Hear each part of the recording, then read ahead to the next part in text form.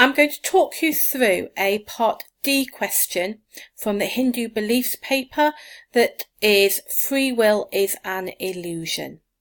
Before I talk you through my answer, I'm just going to remind you of your mat that shows you the suggested structure that we use for Part D questions. And so it's just going to appear on screen now. And if you remember, we say that for Part D questions, you should follow this structure here of A, B, B, C, B. So answer, back it up twice, challenge your answer, and then support that challenge. And a reminder that in your Part D questions, although it can feel a little bit like two C's sandwiched together because you're packing in your backing ups, your evidence, you're actually discussing a statement, and they want you to reach judgments about how convincing the different evidence is that you are presenting. So we're saying ideally each view backed up by two sets of evidence. You should challenge them, again using evidence, and aim to do that twice overall. And if you have time, adding in, either in the paragraph or in a conclusion, a statement about which view is the most convincing, using words from the original statement.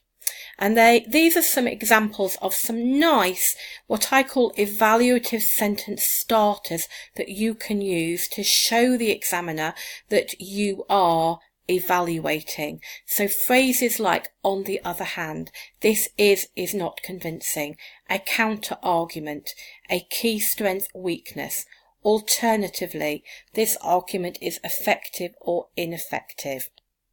In addition, these are nice connectives, but also useful when you're contrasting ideas.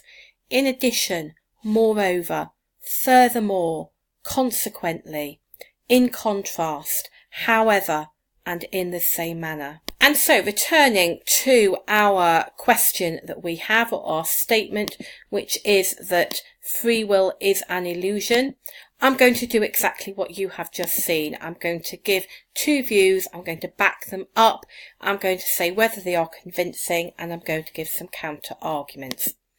It's really important for Educast that you link your question with the statement. So the statement is free will is an illusion, and so I begin by saying many Hindus would agree and say yes, free will is an illusion. I want to impress the examiner with my subject knowledge, and so I am going to use lots of key terms. And so a Hindu might say, actually our future is mapped out, it's a matter of fate, it's predetermined. And my evidence for that, my source of wisdom, is the fact that Krishna says to Arjuna that he knows what has happened, what is happening, and what will happen in the future.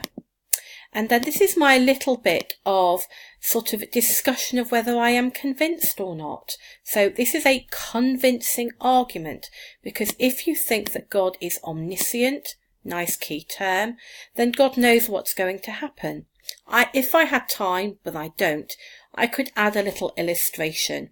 And so if God knows in advance I'm going to wear a spotty dress and red shoes tomorrow, then that's what I'm going to do, because God is omniscient and he can't be wrong.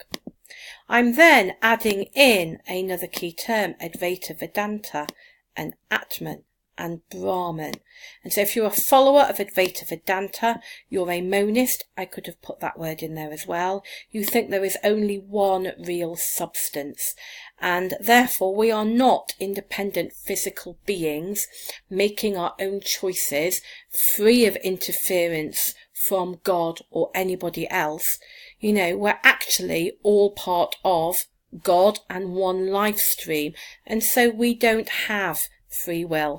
That is an illusion, or maya. Remember, maya is that key term that describes the idea that we are distracted by the physical universe and we don't see what is real, which is our Atman, our soul. And so because we are distracted by our sense of ego, of who we are, and our sense of self-importance, we think we're making these free decisions that we are just not.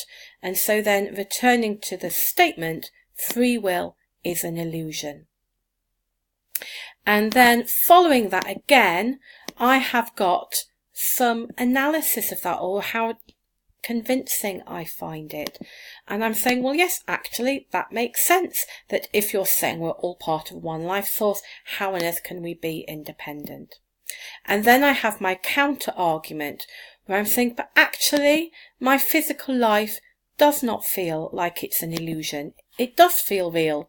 I could, if I'd had time, added a nice little example, like when I stub my toe on the bath, it hurts, but I didn't have time because I've got 15 minutes. Then I'm returning to the statement. So remember, the statement was free will is an illusion.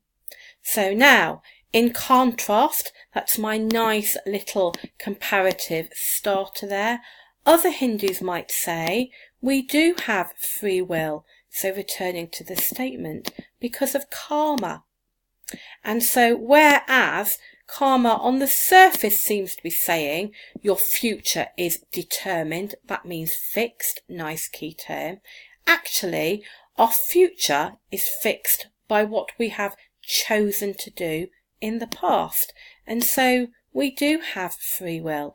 I could choose not to do something wrong today, and then I've chosen not to have the consequence of that in the future. And so then I've added my little bit of commentary there. An important point to consider is that Hindus think that karma is a natural process rather than God giving out punishments, and so that adds to the sense that we're free, so we're not doing things to keep a God happy or to avoid punishment. I've then added in my source of wisdom, and I have deliberately chosen a source of wisdom that's familiar to you.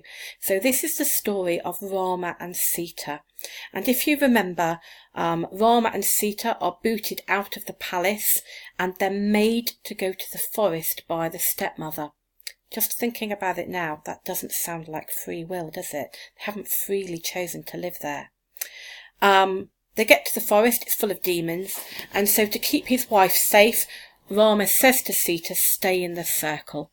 Sita is a very disobedient wife, and the moment that she sees the sparkly deer, she gets out of the circle. She freely chooses to disobey, and so she has chosen freely. That is free will. You could just leave it there, but to layer on the interpretation and to use more key terms, you could say the story of Rama and Sita is a metaphor for human life. So we are all offered the chance to be in that little circle of safety, to follow God's instructions, to recognise that we're at one with God, but actually we often choose to do the wrong thing. And the consequences of that are often bad, but we have chosen that. It's quite rare that our poor choices end up with us living in a palace with a 10-headed demon and needing to be rescued by a monkey and his army. However, often those bad decisions end up in bad consequences, but we have chosen them. That is a nice interpretive point that you could make.